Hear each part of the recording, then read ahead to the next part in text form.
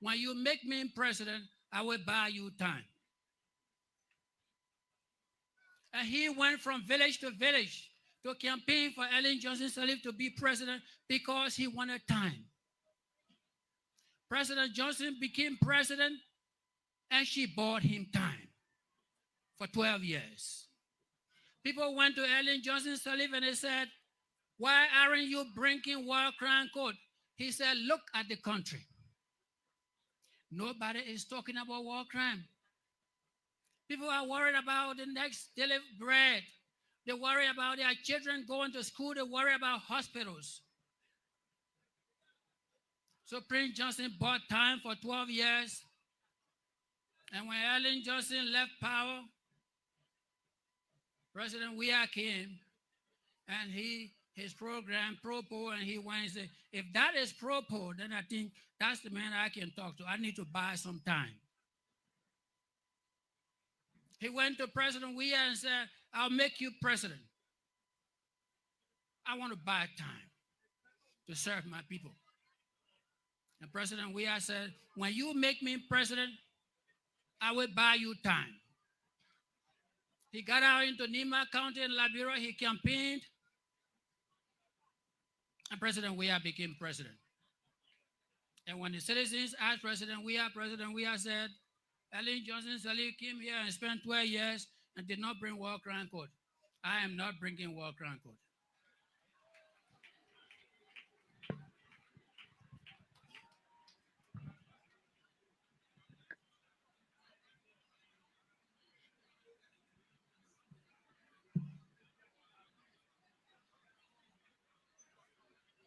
Senator Johnson enjoyed 6 years building schools and relating to his people.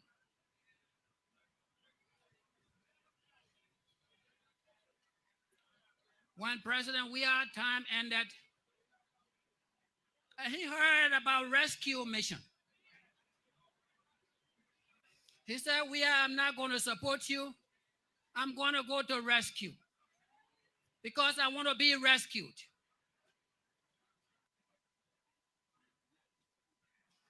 He went to rescue and did more than what he did for Ellen Johnson Sirleaf and Weah. He produced a vice president and produced a president simultaneously.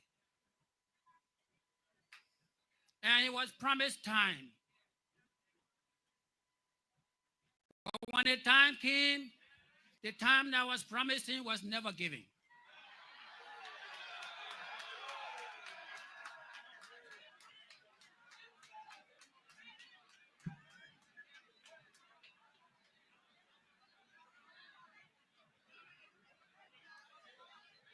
Senator Johnson was troubled. Senator Johnson was troubled. He called me 10 o'clock in the night. And he said, distinguished. And I said, my brother. Every time he calls me distinguished. And I will respond, say, my brother. What is the problem? He said, I'm troubled. I was promised time. I was not given time. And now we're talking about war crime court. And I said to him, when they touch you, they will touch me. Nobody will prosecute you. He said, are you sure? And I said, go and sleep. The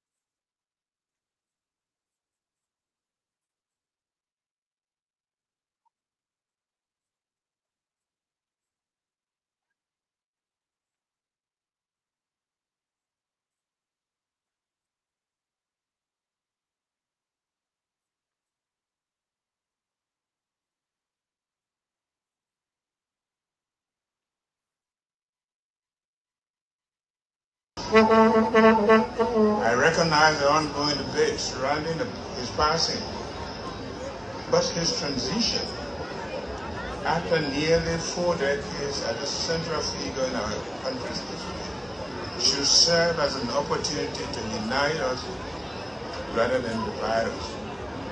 I believe this is what Senator Johnson would have wanted.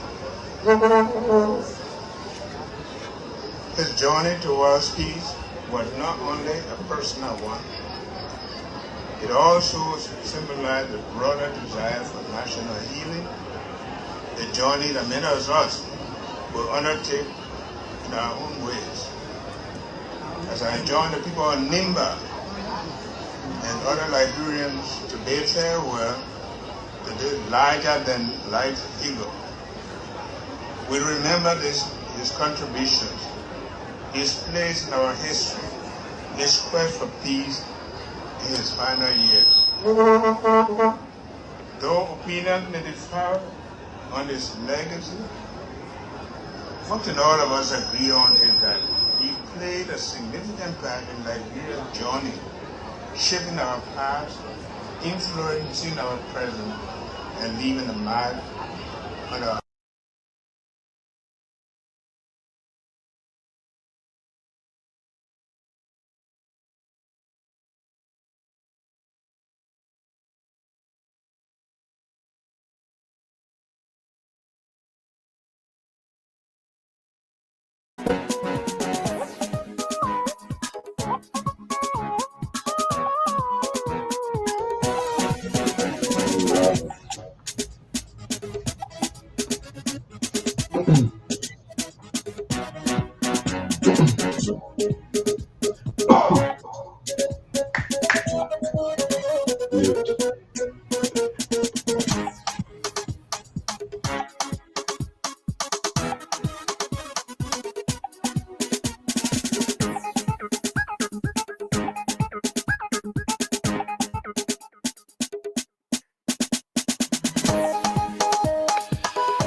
Good morning, Liberia. Good morning, good morning, good morning, wherever you are and whatever you are doing. A pleasant good morning and welcome to yet another edition of the Today Show right here on your favorite dial. Spoon 107.5, Fabric 101.1. We also coming to you live on Spoon TV, Fabric TV, Super TV.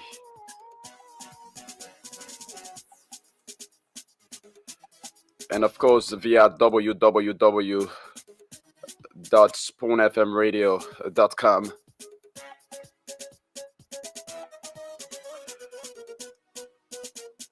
It's always a pleasure to be here. And of course, my name is Yekezi Zwobel.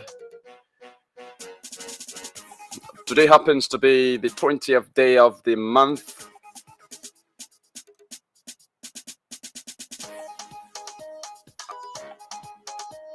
The month of January. And let's have a wonderful time together. We've got a lot in store for you, but just before going through them, let's welcome Chokon. Chokon, good morning and welcome to the show. Good morning, Yegesi, and good morning to our many listeners and followers. Those who I can say they are addicted to the network, listening and sharing their views, comments, suggestions, opinions on the issues that matter. It's another wonderful Monday in Monrovia. And it's quite good to be grateful that we are here on the 20th day of the first month of the year 2025. Nothing more extraordinary than this time we're going to be having together this morning, Yegas. So welcome to it, folks. Everyone watching, let's have a wonderful time together. This morning we'll be delving more into last week's event in Nimba County about the burial of Senator Prince Jamin Johnson. We'll delve more and more into that this morning on the show. We speak to just a few correspondents to tell us what's happening around the country, but the center of our discussion is going to be around the funeral and burial of the late Nimba County Senator Prince Yomi Johnson. But also, folks, this morning we are giving out 8,000 Liberian dollars and 4,000 Liberian dollars. So you can win for yourselves big money just by dialing the code *799 hatch *799 hatch. You select number 3 among the list of radio stations that you see, and then you pay the playing fee of 70 cents US or 100 Liberian dollars, and you stand a chance to win 8,000 Liberian dollars or 4,000 Liberian dollars. The 8,000 will be drawn at the end of the show. We draw the 8,000 winners as we go on with the show. So the more you play, the more your chances are to win. Is a lottery, and the only requirement is you must have money deposited on your mobile money account, and your mobile money account must be registered with New Star. That is, you must have a valid New Star cell SIM card that is registered with mobile money, and you must have money deposited on your mobile money account. You can play multiple times because it's a raffle draw. The more you play, the more your chances are to win. Play, and you go into stand a chance to win 8,000 or 4,000 Liberian dollars here this morning on the show. Again, I'm Yekezi Zogwed, and it's always a pleasure to be here with you. Let's bring you the outlook of the weather very quickly before we delve into other matters here this morning on the show. What does the weather look like for today? So according to our weather forecast, a very warm weather with sunshine and a few clouds expected for today. A very warm weather with the sunshine and a few clouds expected for today. Precipitation is at 25%. Rainfall is 0.000 inch, and yeah, that's it. So we're expecting a very warm weather with sunshine and a few clouds today. Yeah, so that's the outlook of the weather. If you head into work, expect a warm weather and sunshine. If you be in a gathering, an open space, where there's sunshine, probably want to go alongside your umbrella. The umbrella is not only intended for rainfall, it's also intended to protect you from, the sun ray. Okay, so folks, that's it. Let's quickly bring you also the CBL's exchange rate. Yes, the rate has been climbing of recent drastically. Just how the rate decreased drastically, that's how drastically is climbing. So currently, the latest rates on the CBL's website is 188 Liberian dollars to $1 USD for the buying rate, and for the selling rate is 190 Liberian dollars to $1 USD. And these are indicative rates based on the results of daily surveys of the foreign exchange market in Monrovia and selected cities of Liberia. They are collected from the Central Bank, Commercial Bank's parallel market, and the Licensed Forex Bureau. They are not set by the Central Bank of Liberia. Okay, so that is it there for you for the exchange rates this morning. And with no time to waste, folks, let's just get into it. But before we get into it, let's announce this. Let's announce this again. The code for the radio game. The code is *799 *. That's *799 hatch. You select number 3 for Spoon FM, and you pay the playing fee of 70 cents or 100 Liberian dollars and enter your mobile money pin. You stand a chance to win 8,000 Liberian dollars or 4,000 Liberian dollars. Now, folks, on Wednesday, the remains of the late Senator Prince Yomi Johnson. Okay, so the entire process started on Tuesday. The remains was removed from the Samuel Cracker funeral parlor and was taken to the legislature, where there was a state funeral held and that state funeral was attended by the vice president and a schools of other government officials and stakeholders in the country. And on that same day, last Tuesday, his body was taken to his Christ Chapel of Faith Church, where there was a night of wakekeeping over the remains, where church members and other individuals were allowed to pay their last tribute to the late senator. And after that, the next day, on Wednesday, the body was taken to Nimba County. And I traveled alongside the body. Yeah, I did travel alongside the body. And I mean, as we enter towns and villages and cities alongside the road, I mean, there's huge crowd, standing alongside the road. Some folks crying, even outside Nimba County, in Kakata City, in Banga City, in Totota, in Salala. We did see people mourning the death of the late Senator Prince Army Johnson. I did see people cry. Folks who were standing alongside the way, I did see them cry. In mourning the death of the late Senator Prince Johnson. And when we entered Nimba, that's when I saw more crowds. So the body, there was a brief stop at Sokopa. Sokopa is the first town when you enter Nimba. The very first town is Sokopa.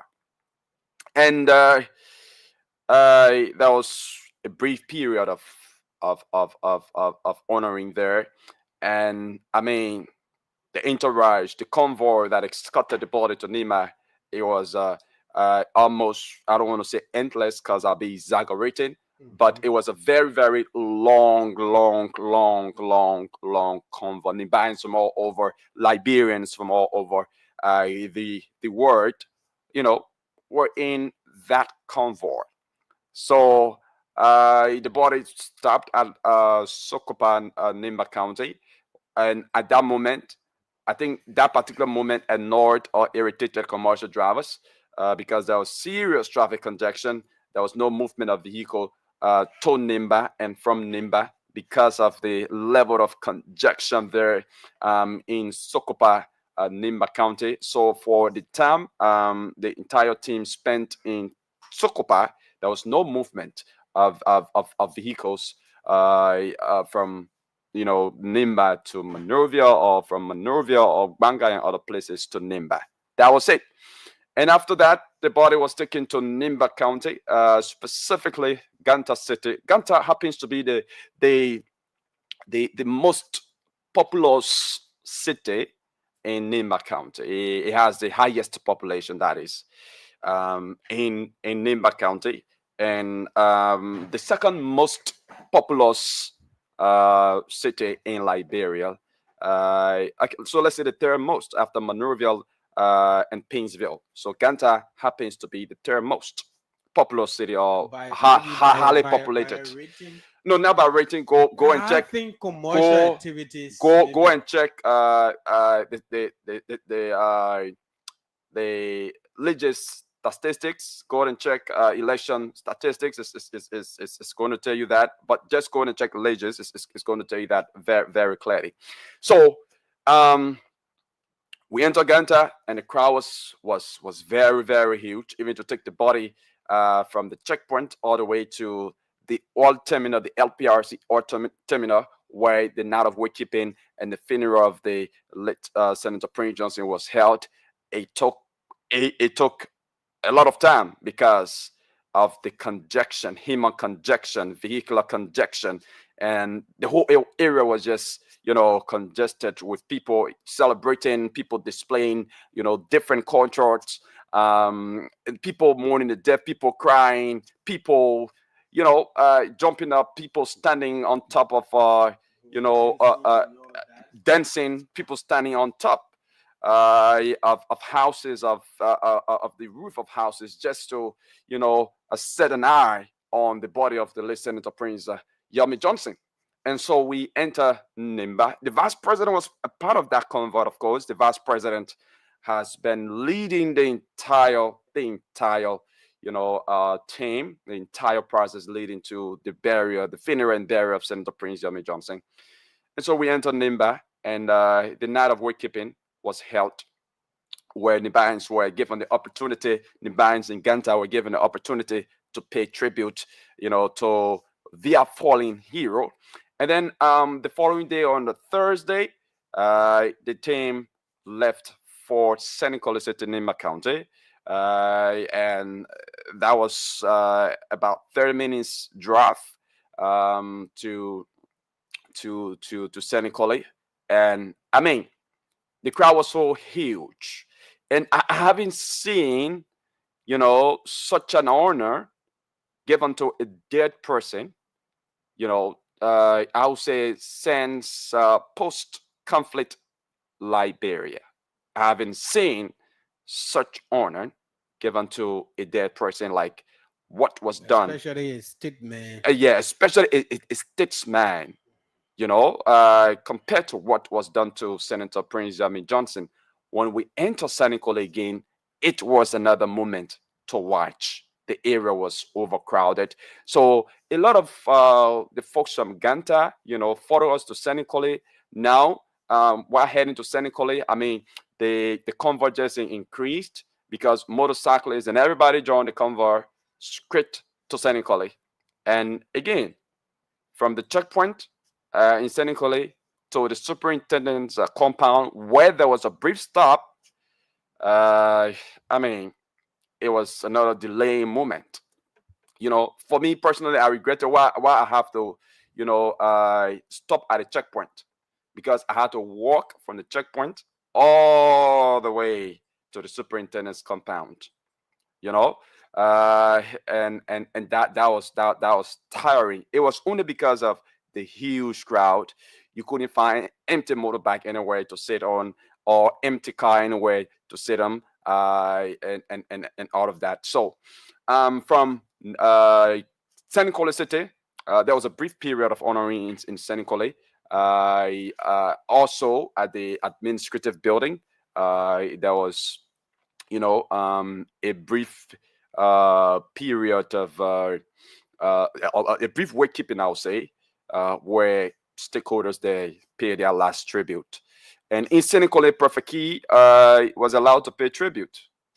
Yeah, Prophet Key. Prophet Key was allowed to pay tribute in Seneca. Yes, he did pay his tribute. And what he said was that, Prince Johnson was his pape. I mean, he and the pape looks alike. If you see him, you see Prince Johnson. And I do agree with him to some extent, because if you see if you see the image of the young Prince Johnson, both of them look a little bit alike. And when he said that, I mean, the first thing when he was called upon to pay tribute, everybody, the entire house, the audience was kind of clamoring, people laughing and all of that. And that was it. And in Seneca, Thomas Fala was there, the deputy speaker. Harrison Conway, the former FDA boss and running mate to the late Charles Walker Brunskin, the Liberty Party. Harrison Conway was there, Tao One Way. In fact, they almost the entire Nimba County Legislative Caucus was there in Seneca, and they also escorted the team to Campley on that same day. So the road to Campley wasn't that good, because it's not that smooth road. It's not cold-hearted. So at parts of the road, you have quota, and on other areas there's no quota. So just imagine there's a dry season, and so the dust wasn't easy, especially at the little portion of the road where there's no quota. Construction works going on that particular road. So the portion of the road basically that did not have a quota is where bridges are being constructed. So the bridges will have to be constructed first before that area can be constructed, before a quota can be laid. And we went to Campley, the same crowd, and in Campley, we slept there. There was another week keeping. There's a road from Campley to Ban. We could just remain there and just head to Ban without passing through, coming back to pass through Ganta to go Saclopay and then go to Ban. But because of the deplorable condition of that road, we couldn't use it. Yes, we told that road is very, very is in an appalling condition. So we couldn't use that road. So we had to come back using the same route, passing through Ganta and passing through Saclopay to go Ban.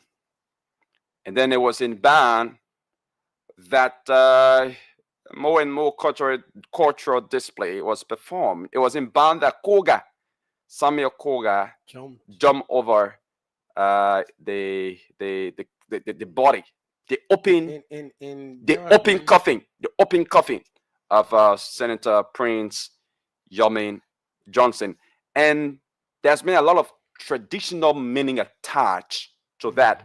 But what basically I got from the some of the traditional people there is that was a family thing, that once, because Prince Johnson and Koga, they are relatives. Okay. Yeah, from the mother side, they are relatives, according to information that I got.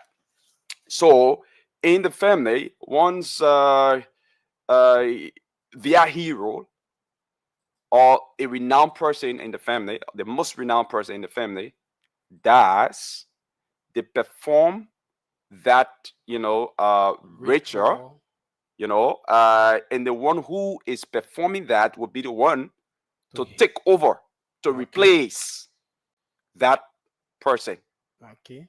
According to the elders, the traditional folks that I spoke to, but it seems that that did not go down well with the vice president and others who were on the ground. Because why you think so? Did he comment on it? Yeah, because as soon as that was performed, I saw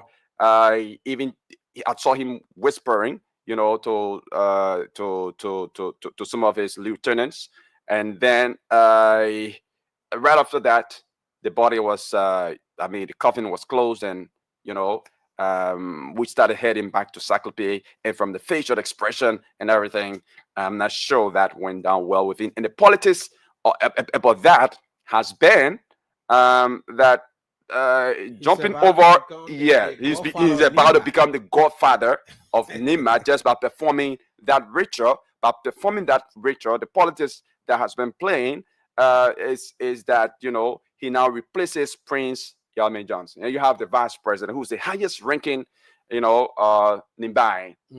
Yeah, so that's the politics that has been playing.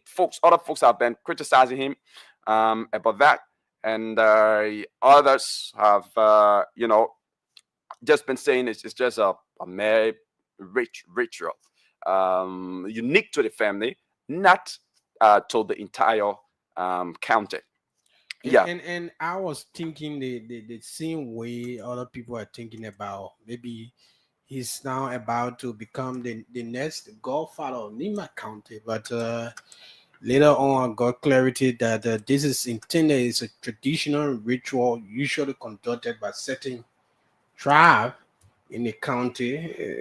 When a permanent person within the family dies, that is usually performed to give ascendancy to the next person in line. Yeah. But another person argued that is usually done by the person immediate. Yeah, immediate family, and that. That's And the Koga too is it's a relative, not a brother. Yeah, not a brother, biological brother, or half brother of Senator Prince Yamin Johnson, or a son of Senator Prince Johnson. So yes, it's true. When I spoke to the elders, they also said that. They said that should have been performed by a member of the family, not just anyone, but from the immediate family. Either the brother, region in the county. Yeah. So either the brother, the brother, or the sister, or I mean, just immediate member, that nucleus Mm-hmm. family, somebody from that nucleus family, and not from the extended family. And that is and that is what the problem a lot of people had with a Koga. But everywhere we've been going, I think you saw the cultural display, by the cultural team headed by Koga. Mm-hmm. He's been dancing and he's been performing a lot of cultural rites as we went in the various towns and cities that we visited in Gompa City, Nima County. And a lot of people commended him for that. A lot of people enjoyed him, in fact, admired him, for the I do. level of I do. cultural display that, he carried out all through in Nimba County. And also, you know, I was on the ground and I was hearing, I was dropping the conversation of folks around Mm-hmm. about, the pending senatorial by-election that will be conducted to replace, to fill in the vacant seat of Senator Prince Army Johnson. Mm-hmm. And a lot of people were talking about him. A Mm-hmm. lot of people, a lot of But people obviously, were obviously, talking about him. But the big question is, it's whether he's going to be supported by the highest ranking man for Nima County, the vice president of the republic. That's one thing. mm-hmm. So if he's not supported by the vice president, then he will have to run a tough campaign. But if he is supported by the vice president for the pending senatorial by-election in It's a Nima win. County, then it's a sure win for him. But if he's not supported by the vice president, then he has to run a very, very serious campaign if he must win. But from the look of things, from what I see from the inside, from the information that I get from the inside, from what I see on social media, because I'm good friends to most of the guys with the vice president, so that I get inside information. So And I guess the vice uh, president gonna support him. no, that's Right, that's right. that's that's what may surprise you. The vice president may, from what I'm getting, the vice president may not support him. The vice president may not support it. Yeah. From just everything I'm seeing, everything that all of the talks around inside the vice president camp. So, and I think the reason, and this is just my personal reason. This is just my personal reason. Koga, if you know him, is a radical man. Mhm. Koga is one person. Uh, when Prince Johnson was alive, he's one person, who boldly or audaciously tell Prince Johnson anything, who could disagree with the senator, whether at his liking or not. He's one person that the late Prince Johnson did not just subdue easily. Mhm. Yeah, polity wise. I mean, he was not. I mean, he did not subject himself to the Senate, except during the last senatorial election where he wanted to contest, and we saw him went to the senator for his support, and then we saw the senator praying over him and all of that. But he's a radical man, a very radical man, and all politicians' attention um, is ahead. 2029. Mhm. 2029. In 2029, if the current president does not contest, if he uphold his promise just for a term, then obviously the vice president, might go on the ticket of the Unity Party, or if the Unity Party does not carry him, I believe, maybe he's going to contest on the ticket of the MDR, and his base will be Nimba.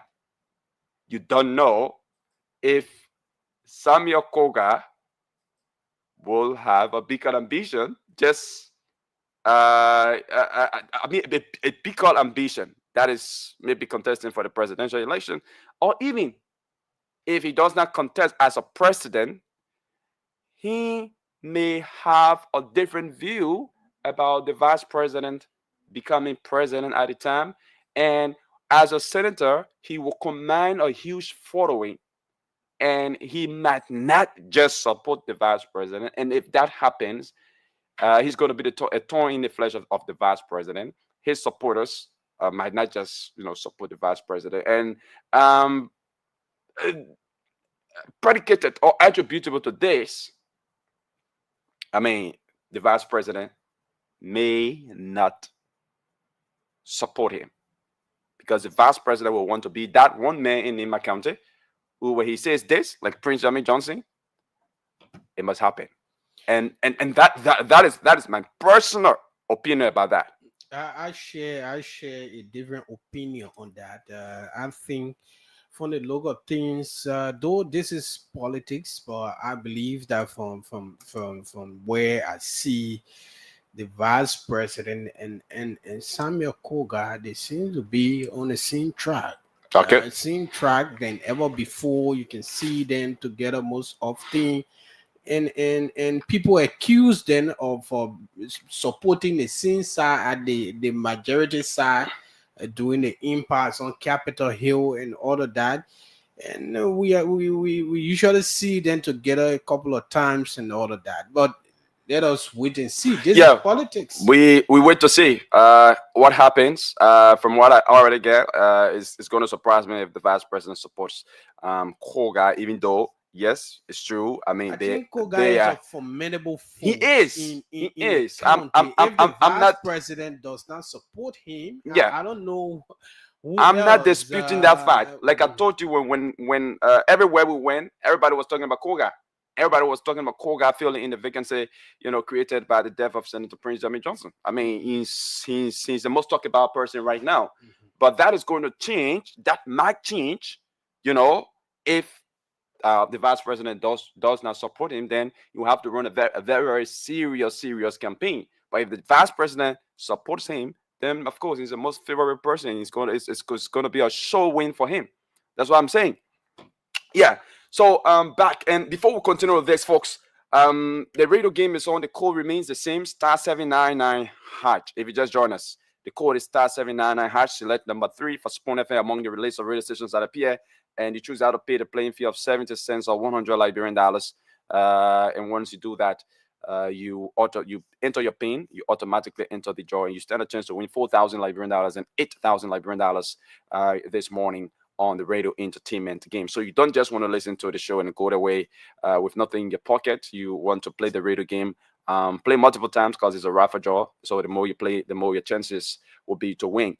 So from Campley, we passed through Senegal again, passed through Ganta, and passed through Saclope, went to Ban. And it was in Ban that our cultural ritual was performed by Representative Koka, and a lot of people have different views about that.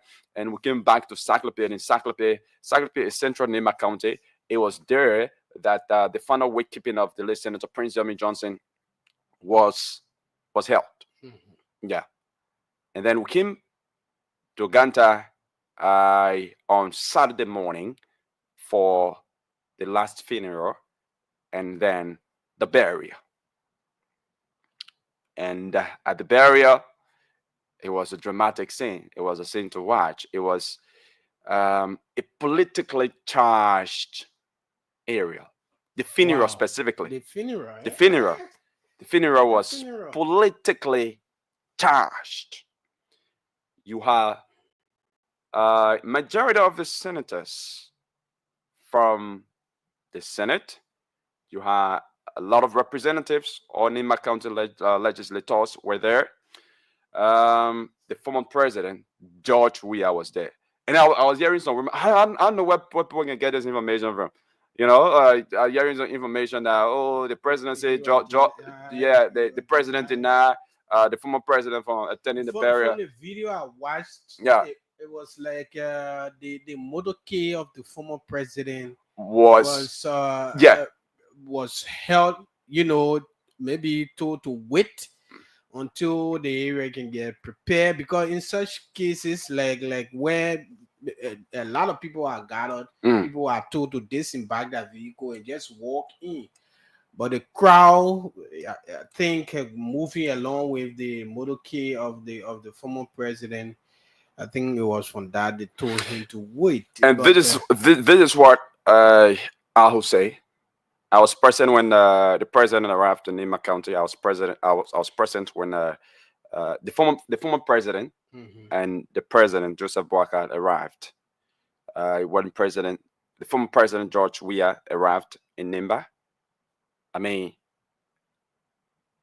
the city was upside down. mhm, I mean, he was embraced by a lot of young people. A lot of young people had gone there to await him, and the crowd that escorted him through the principal street of Gumpai was more than what the president actually got. mhm, Yeah, that's one of the observation, and even while going to attend the funeral, you could see the crowd as well.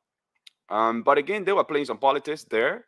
I saw folks wearing CDC t-shirts and having on CDC banners and everything. With the president, I did not see that. So I think most of the supporters of the CDC were more like in a campaign mood, as opposed to you know um, the president. mhm, But the former president, was actually escorted by a very huge crowd, and I think that is one of the reasons why the instruction was given to wait a little bit. Certain protocol was put into place to ensure that it doesn't cause any problem. So let's go back to the state funeral that was held in Gumpa City, Nima County. I mean, all all of the highest ranking officials of our government were there, mhm, ranging from the president, the vice president, the speaker, the pro tempore of the Liberian Senate. They were all there, and they made speeches.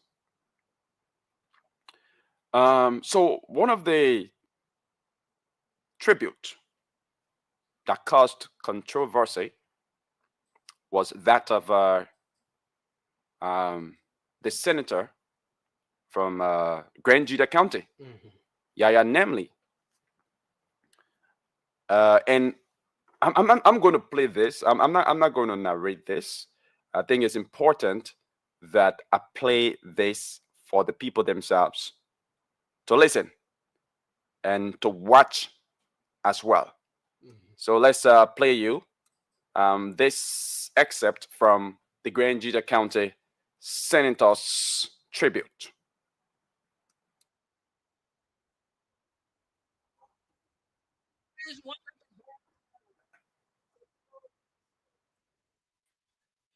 So every time a presidential candidate came and he would go and say, I will make you president, but I want you to buy me time. He did that with President Ellen Johnson Sirleaf. And President Sirleaf at the time that there were 15,000 UN soldiers in this country, that she had the opportunity to execute war crime. And she said to him, when you make me president, I will buy you time. And he went from village to village to campaign for Ellen Johnson Sirleaf to be president because he wanted time. President Johnson became president and she bought him time for 12 years. People went to Ellen Johnson Sirleaf and they said, why aren't you bringing war crime code? He said, look at the country. Nobody is talking about war crime. People are worried about the next daily bread. They worry about their children going to school. They worry about hospitals. So Prince Johnson bought time for 12 years. And when Ellen Johnson left power, President Weah came and his program, Propo, and he went and said, if that is Propo, then I think that's the man I can talk to. I need to buy some time. He went to President Weah and said, I'll make you president. I want to buy time. to serve my people. And President Weah said, when you make me president, I will buy you time. He got out into Nima County in Liberia. He campaigned, and President Weah became president. And when the citizens asked President Weah said, Ellen Johnson Sirleaf came here and spent 12 years and did not bring war crime code. I am not bringing war crime code.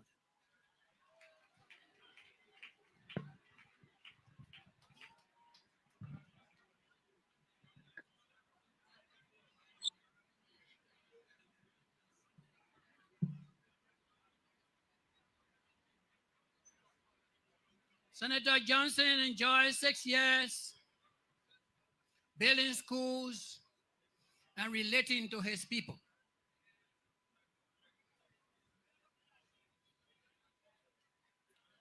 When President Weah time ended, he heard about rescue mission. He said, Weah, I'm not going to support you. I'm going to go to rescue because I want to be rescued.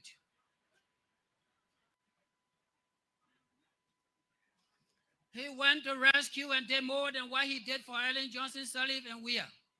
He produced a vice president and produced a president simultaneously.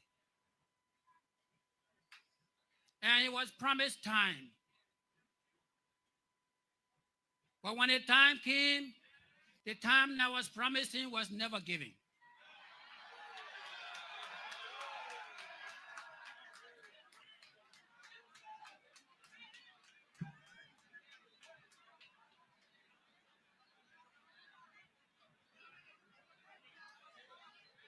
Senator Johnson was troubled. Senator Johnson was troubled. He called me 10 o'clock in the night. And he said, distinguished. And I said, my brother. Every time he calls me distinguished. And I will respond, say, my brother. What is the problem? He said, I'm troubled. I was promised time. I was not given time. And now we're talking about war crime code. And I said to him, when they touch you, they will touch me.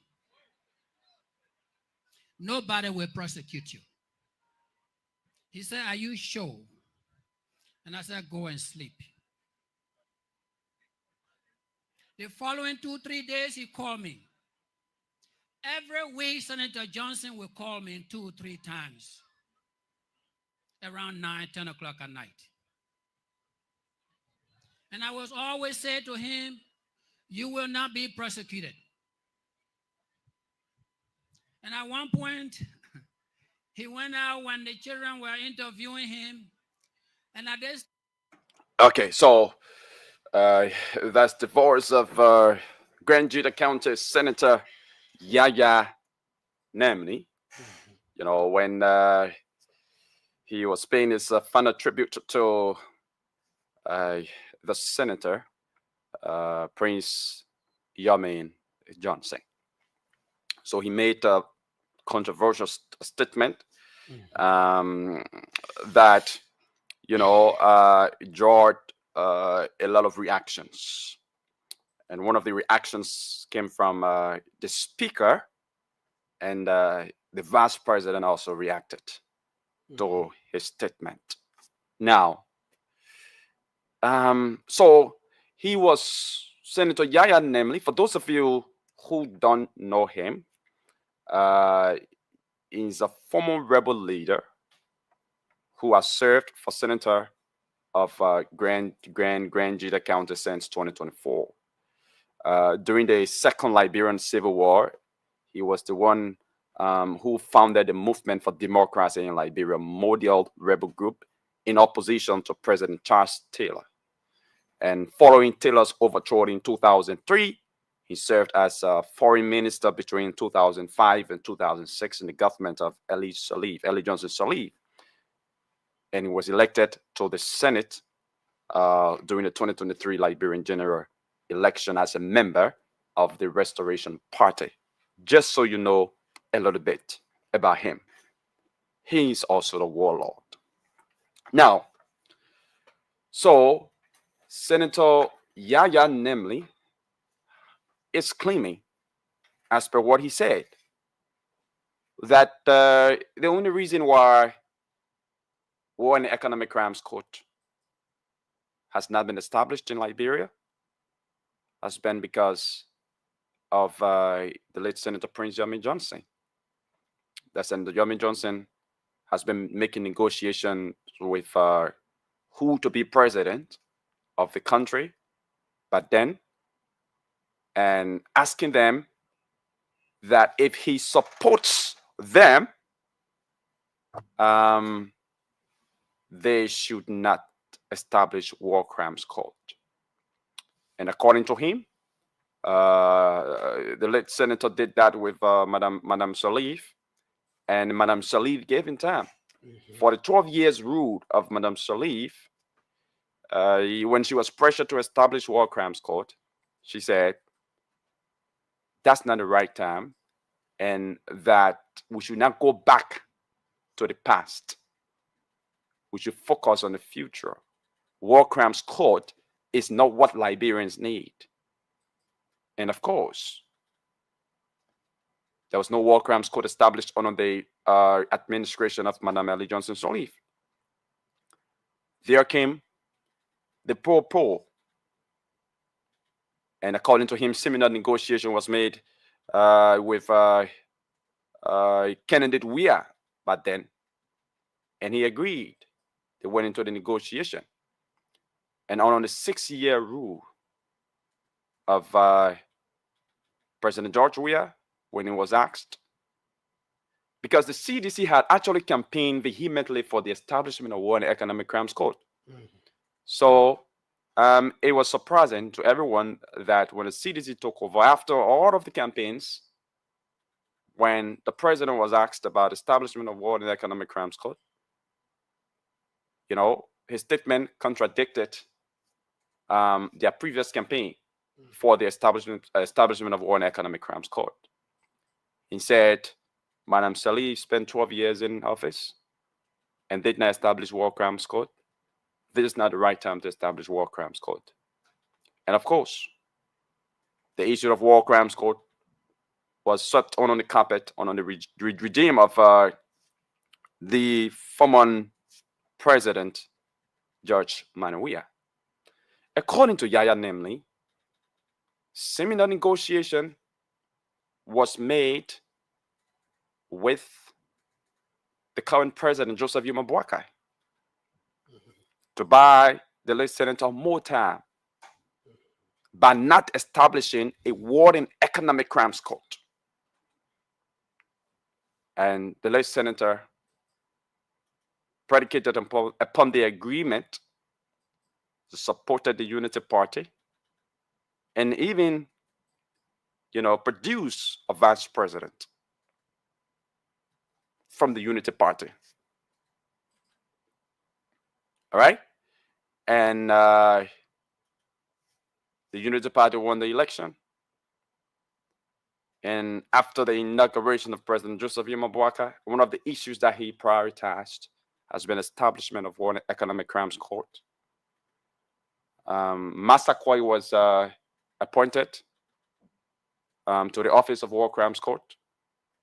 There were some opposition to his appointment, and based on the opposition, he was recalled, and another person was appointed. And the issue of War Crimes Court has been the top issue under the regime of President Boakai. So Yaya Nemli is saying that President Boakai did not buy Senator Prince Yomi Johnson more time. Did not buy Senator Prince Yomi Johnson more, and did not, uphold the promise. So basically, he said President Boakai played Senator Prince Johnson Judas. That is, he broke the agreement between both of them by going ahead with the bill to establish War and Economic Crimes Court taken to the lower house, unanimously signed by lawmakers, taken to the upper house, and signed by the senators. And even he himself, Yahya Namdi, signed that bill. And of course, Prince Johnson himself signed that instrument for the establishment of War and Economic Crimes Court. And according to Yahya Namdi, since then, Senator Prince Jeremy Johnson has been troubled. Very, very, very, very troubled. Mhm.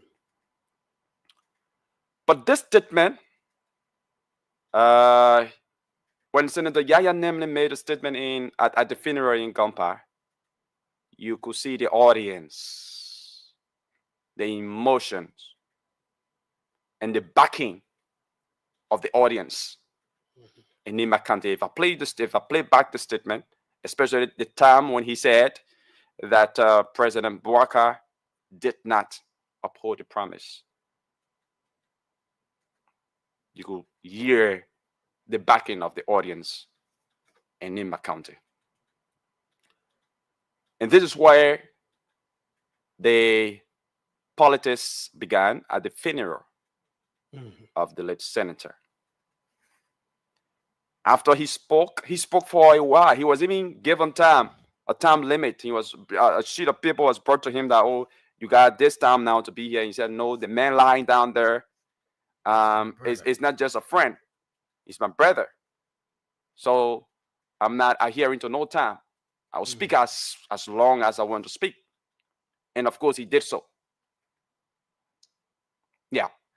And thereafter, other speakers came on, but then the Speaker of the House of Representatives came on and spoke. And this is what the Speaker said. The Speaker reacted to what Senator Yahya Namdi said. And not only the Speaker, but also the Vice President of the Republic of Liberia reacted to Senator Yahya Namdi's statement. So let's take this again. Don't forget, keep on playing the radio game because we'll be joining our winners very shortly. While we're talking to politics, you also want to be making money.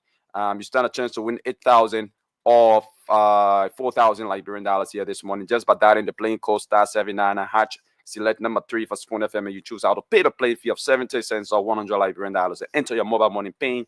Once you do that, you automatically enter the draw and you stand a chance to win 4,000 or 8,000 Liberian dollars right here on the show. So let's play you the reaction of the speaker, the majority bloc speaker, to Senator Yahya Namdi's statement.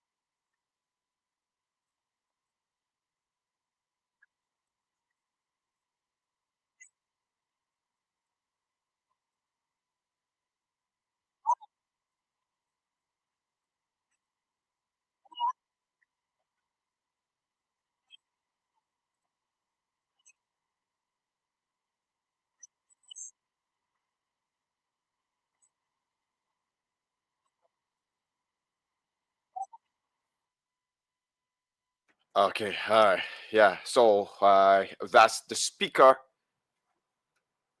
That's the speaker of the majority bloc. They're reacting.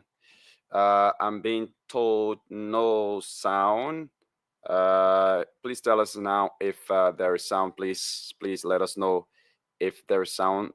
Two persons from the live stream are telling us that there is no sound. So please tell us if now there is sound. Okay.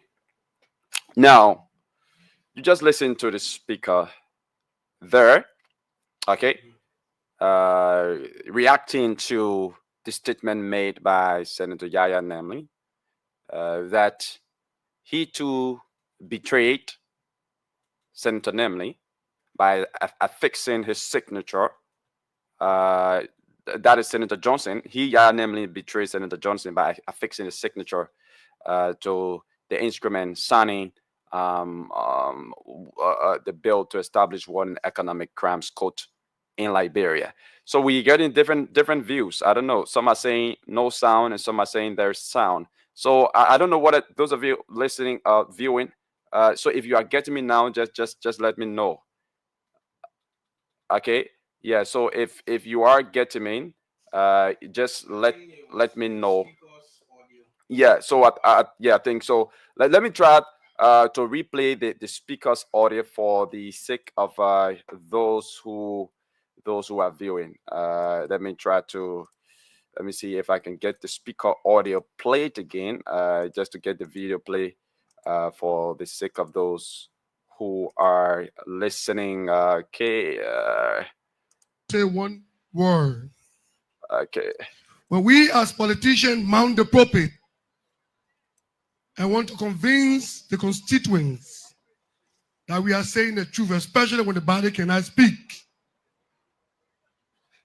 Senator Thomas Yaya Nimle, you troubled Senator Johnson. Why did you trouble Senator Johnson? Because you had no right of fixing your signature to the resolution. If you knew that the resolution troubled Senator Johnson, you were not a true friend. You had no right of fixing your signature to the resolution. And don't come here and filibuster because the dead body cannot speak. Thank you. To the people of Nima.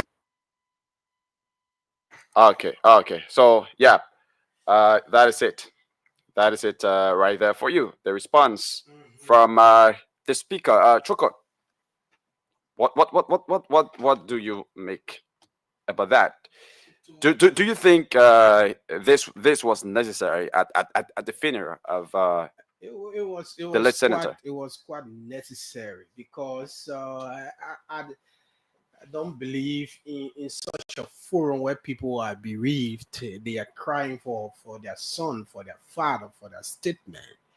For you to seize the moment, the sorrow of the people, to go and politicize the entire funeral. It was unfortunate for Senator Nimlen to use that occasion instead of him using the occasion to cement the relationship between the people of Nima County and the people of Grand Judah, the relationship that has been, quite rough over the years. No, he thought to go and create that hit in the minds of people. So the speaker right. If you listen to the narration of Senator Yaya Nible, where he said that he told Senator Johnson that there are 106,000 ex-combatants in the country, and they were not going to do anything to Senator Prince Johnson, despite the resolution and all of that. But again, Senator Yaya Nimlen said that when the resolution surfaced in the Senate, he was one of those first senators to sign in the absence of Senator Prince Johnson. Listen, he has been advising Senator Johnson, saying that all the war crime code noise around here, they will not touch you. We got 106,000 ex-combatants in the country. They are in the EPS, they are in the armed forces of Liberia, they are back riders and all of that. They will not touch you. In fact, he went on to say that he gave Senator Prince Johnson his slogan, touch one, touch all. But later on, he signed the resolution in the absence of Senator Johnson. But even Senator Johnson himself signed this resolution. But this is where I come in. When the senator came, according to him, that when Senator Johnson came to work the next day, he asked whether Senator Yaya Nimle signed the resolution. Of course, they both are warlords. And this is a man who have been saying they will not touch you. We got 10,600 ex-combatants in the country. Nobody can do anything to you. And he signed behind Senator Johnson. So Senator Johnson, he was the only one. He had no option but to grab the paper and sign. And listen, he went on to say that at night, at 10 p.m., Senator Johnson called him and said, "Distinguished, why did you sign the paper?" Yaya Nimle said that he had no answer. And that was out of frustration from Senator Johnson's side.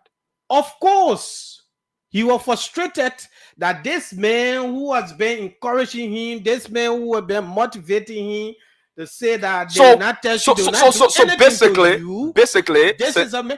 I am saying we should be putting this entire thing on his head, on Yaya Nimle's head, that you signed in the absence of Senator Prince Johnson, and you went on to say when he asked you, you said that you had no answer for him anymore. For him, this is a man who was holy. So basically, you are saying Senator Johnson signed because the man who he entrusted. Exactly. The man who has been like an advisor to him.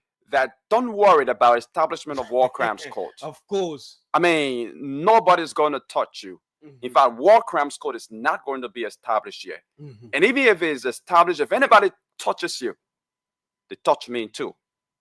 But when a bill was put on the floor to sound war and economic crimes court, he was one of those who have fixed his signature to that bill. And looking at the number of signatures that Senator Prince Johnson saw, I mean, he alone, aside from that, his own advisor, his own motivator, including the signature of Yaya Nimle, he alone, no signature or opposition to that bill couldn't work. And based on the kind of provocations that he's got in the past about the establishment of war and economic crimes court, and so he just saw it fit as if Yaya Nimle can sign it, let me sign it too. Exactly. Yeah. So he signed it out of frustration. Out of frustration. Feeling betrayed by Yaya Nimle. Now, we'll shortly be joined by Sylvester Owoye on the show here this morning. But then, the Vice President of the Republic of Liberia also came and intelligently respond to Yaya Nimle as well. So Yaya Nimle started this whole politicizing of the funeral. So he got a response from the speaker, and he also got a response from the vice president. And this is what the vice president had to say. Let's take a listen. Let's view. Please be seated.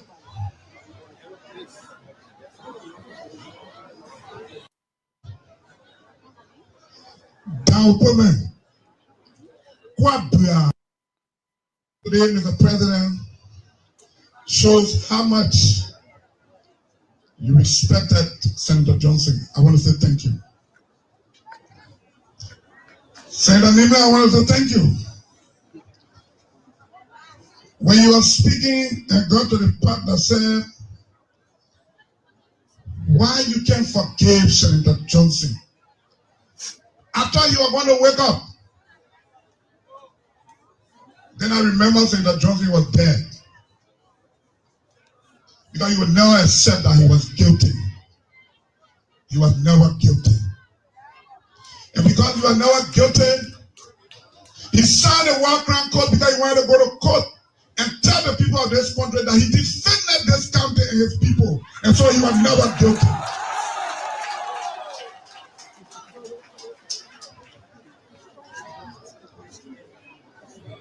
Senator, you are dead. But we are here. And I know if you are maybe you will wake up to respond immediately because that's the guy you were. But you left your children here. And that's why we will say it for you because you can speak now. You are not guilty. You are never guilty. There will be no court in this country or internationally that found you guilty. That's why we celebrate you as our hero. Maybe apart from the death of the late William V.F. Tubman, if it ever came close, there's no former leader who have died that received the kind of support and crowd and honor that this hero and Nima is receiving. Okay, so that's the Vice President of the Republic of Liberia, His Excellency Jeremiah Pancon there, also responding to Senator like I said Yaya earlier on statement. I think the senator was quite wrong to use that occasion to politicize the entire funeral to cause pandemonium among the people. And aside from that, like I said, if anyone in that gathering or at the Senate will be blamed, should be Yaya Nimle. From what he explained, at the occasion, it tells you that he troubled Senator Johnson to death. If Senator Johnson were ever troubled to that, he did that for his explanation that he had at that occasion. You can't say somebody trusted you, somebody depended on you for advice, for direction, and then you betrayed the person in broad daylight and come on the person's funeral and say quite another thing. It is unfortunate, Yegesi. Okay, all right. So yeah, that's it. Senator Cohn, according to him, the late Senator Johnson. I'm sorry, Vice President Cohn said the late Senator Johnson was not guilty, and so that's why he did affix his signature to the establishment of an economic crimes court. But then, Chokon, the folks from the MDR, it seems that to some extent they have sided or decided with Senator Yaya Nimle, because Senator Yaya Nimle said after the bill was signed for the establishment of one economic crimes court, Senator Johnson was very troubled, very, very troubled. And when one of the vice presidents of the MDR, Nesco A. Wolo, when he came to make a statement on behalf of the MDR, I saw that he was very, very emotional, and he blamed the death of Senator Johnson on war crimes court pressure. The signing of the War and Economic Crimes Court, and this entire thing being instigated by the Unity Party. According to him, it was attributable to all of those that Prince Johnson fell off. So he essentially blamed the death of Senator Johnson on war crimes court pressure. But let's take a listen to him. So you cry better than one time. And let me state this here clearly. That time was the time you signed the resolution for the establishment of War Crime Code.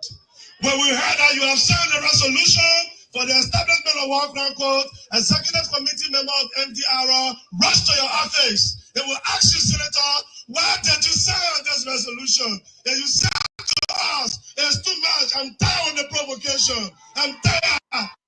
Today, Liberian politicians are on me every day. But one back. If they want to kill me, let them die. The Wikiuta, the mother of the Wikiuta, we came together to attend your program. We saw you, your body was dropped. We asked you, we said, Senator, why are you reducing the days? And then you told us, you said, my mission is over. My mission is over. You people should be brave. Senator, we are not satisfied. You die for pressure. You die for pressure on Wakanko. Our father, we said, may your soul rest in peace. We are here. Your struggle never go in vain. We are. They had not too much. Thank you. May God bless all of us. All right. So you heard that? That's the vice president. Let me check up his actual position. He's one of the vice presidents of. Okay, so he's the national vice chairman for mobilization and recruitment of the MDR Nesco Ewolo. They're speaking. So according to him, Senator Johnson died from war crimes code pressure. You heard him when he narrated that after the signing of the war crimes court, after they heard that Senator Johnson affixed his signature to the establishment, to the bill for the establishment of war crimes court in the country, they went to him and asked him why he decided to affix his signature to the document. And Senator Johnson told them he's tired about the provocations towards him about war crimes code.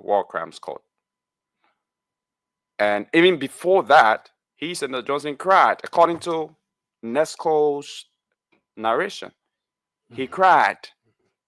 He cried bitterly and told them that he's tired about war crimes code provocation and that his mission on earth is done and that they should be strong. They should be strong. So Nesco and some others within the party, MDR, believe that Senator Prince Johnson died from war crimes code pressure. Like Senator Yaya Nemni insinuated that Senator Johnson was troubled because the Unity Party allegedly played him Judas, broke the promise they had with him not to establish war crimes court, to buy him time. And that's it.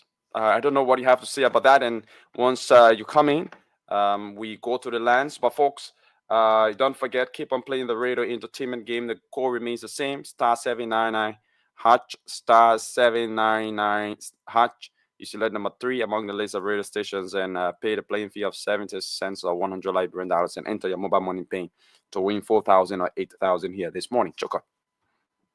Yeah, you can see, like you said, I also listened to the youth from the MDR. I think because of what Senator Yaya Nimle said, they decided to also follow suit. But again, like I said, and I'll reiterate that they should also be holding Senator Yaya Nimle for also encouraging and motivating Senator Prince Johnson to go ahead and sign the resolution after he said to Senator Johnson that they were not going to touch him, they touch one, they touch all, and all of that. And in Senator Johnson absence, he did not even wait for Senator Johnson to come to say we're going to sign this together. We both are warlords and we are here, and this is intended to bring us down. We are going to wait for Senator Johnson to return to Chambers the next day. He did not do it, but went on to sign and even encouraging to sign and all of that. So I think the youth from the NDR, they were speaking based on that context in which the senator spoke. I think it was a moment that the senator from Grand Judea County would have seized that moment, you know, among that crowd where thousands of Liberians from all across the world gathered. You could have used that moment to be able to send a cementing message of peace, unity, and reconciliation to the word that Grand Jide in Nima County, they are one group of people, and they're going to work together for the development of both counties and all of that, uniting the people the way the former President George Weah and President Joseph Boakai, they spoke about using the death of Senator Prince Johnson to unite the people of Nima County, to bring peace and harmony among the people. That is what Yaya Nimne should have done. Seize the moment to call for peace and unity. But after he betrayed Senator Johnson in broad daylight and grabbed the microphone and begin to say, maybe Senator Johnson's spirit, they want beating him to go and say all of that. You Okay. can see it clearly from Yep. why he said that. He also played a role in that.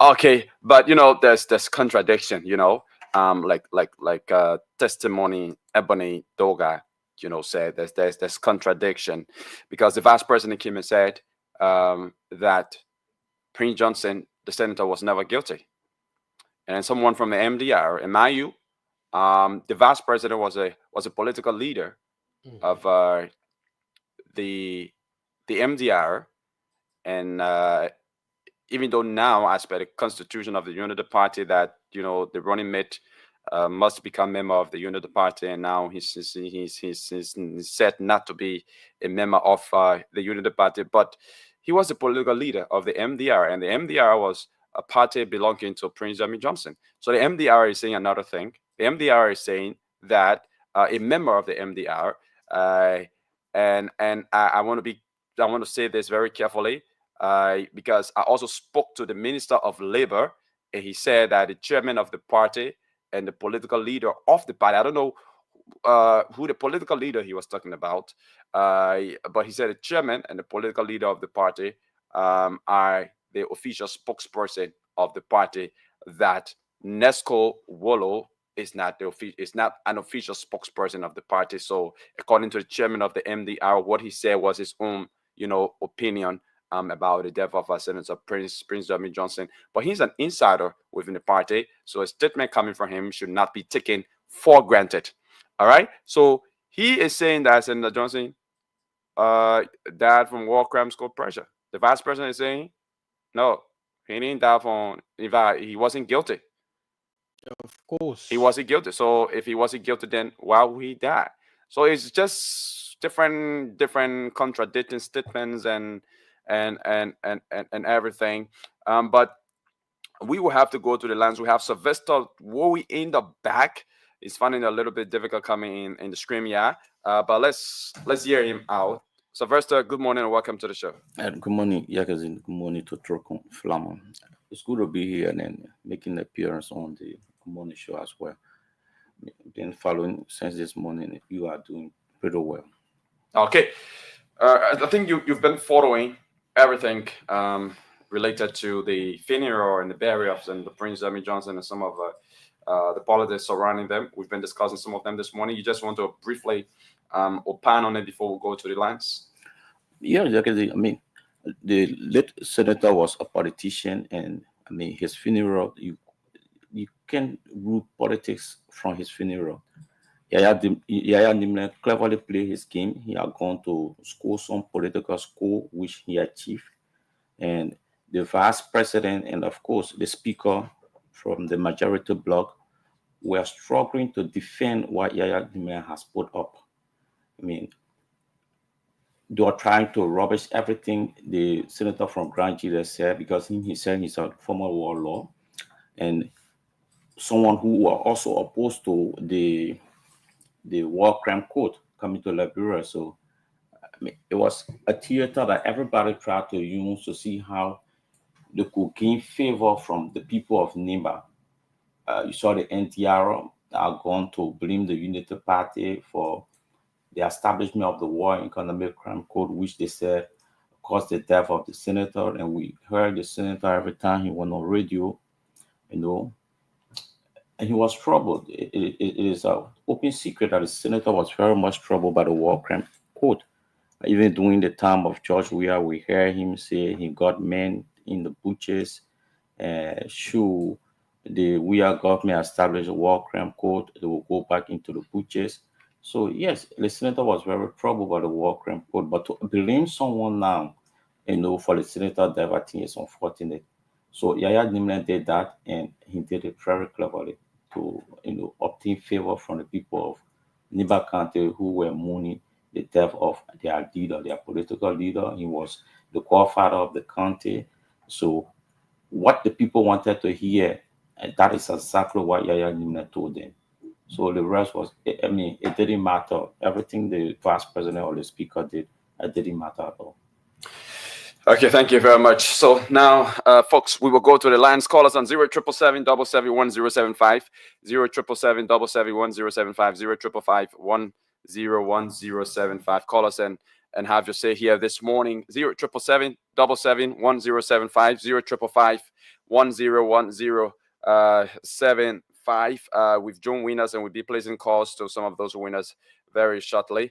The code remains the same. If you want to win 8,000 or 4,000 Liberian dollars here, dial the playing code *799# select number 3 for Spoon FM. Choose how to pay the playing fee of 70 cents or 100 Liberian dollars and enter your mobile money code, your mobile money pin, and you automatically enter the draw and stand a chance to win 4,000 or 8,000 Liberian dollars. But let's go to the lines and hear from Liberians here this morning. Good morning. Your name and where you join us from?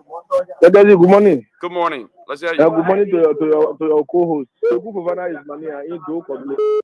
Okay, let's hear you. First of all, everybody know the rescue mission or campaign measure in Liberia. It will not no exception to the list to say you will not aware of it to say the message I will prosecute war will be war crime code. That one it will not in doubt. Everybody know the measure what the paper free. But the listener don't know. But let me say this to Yaya Nimle. You know, he made she even what he representing for him to have said the thing what he said that day. It made no sense. You go over there. How will you say? He said the men are depending on you. You told the man, say, tell one, tell oh. Then behind the man, you go Sunday.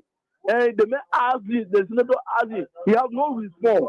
You were in by now, get no answer to other. Then you talk about, when you talk, let me get your thumbs up. Let me say, the kudos. You read do because they cannot respond. Where you on the red part. If nobody was invitated by the other program to respond to that man. For me, I can't be disappointed in my God. Thank you very much. Let's talk to this person. Good morning. Your name and where you join us from? Good morning, you guys. And good morning to your colleagues who are in studio there. Yeah, let's hear you. All right, Josiah calling from the Commodore Peace Island. Come on, call 5. You guys see? Oh, boy, Yaya Nimle tribute. It should even serve the grand there. Yaya Nimle are hypocrites to them. He should have used this time to reconcile because our own post is when our family, so that they just use the death to settle the dispute so that when it is occur, that's what we are here for doing or how we ourselves people doing. When death occur in the family, say their brother and their nephew, they poor, they are not speaking, but you're not using the situation to unite ourselves through the issues. I think Yaya Nimle, he message of being no grand genius. Liberia, Nimayans, we are all one people. We erred. We committed crime against ourselves in this country. The 40 hero has gone. His son are finished. We don't have left behind.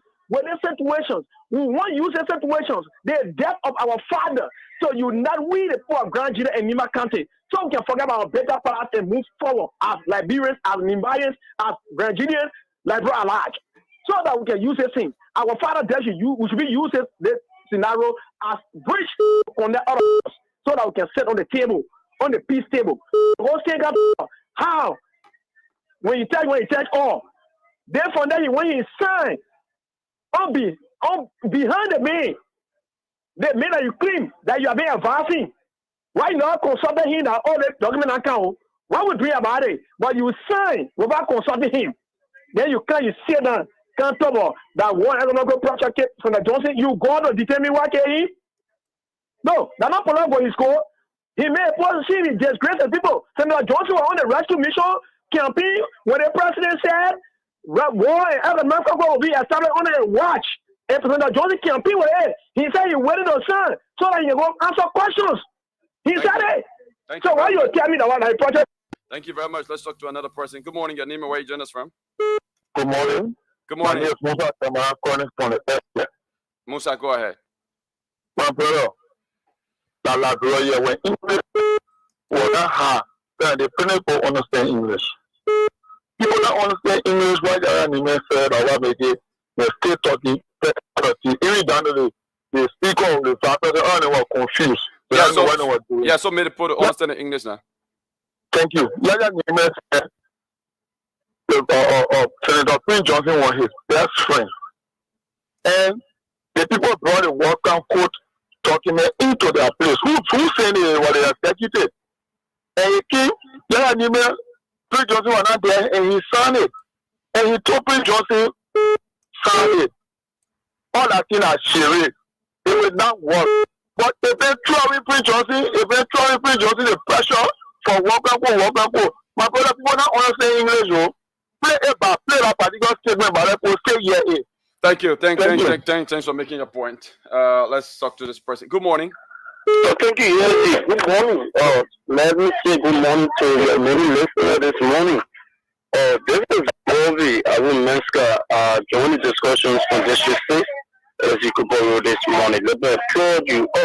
It's so frustrating and pointing and disgusting for our leaders in a form of manner while we are other people are mourning the death of Frank Johnson, and others go there with a political statement.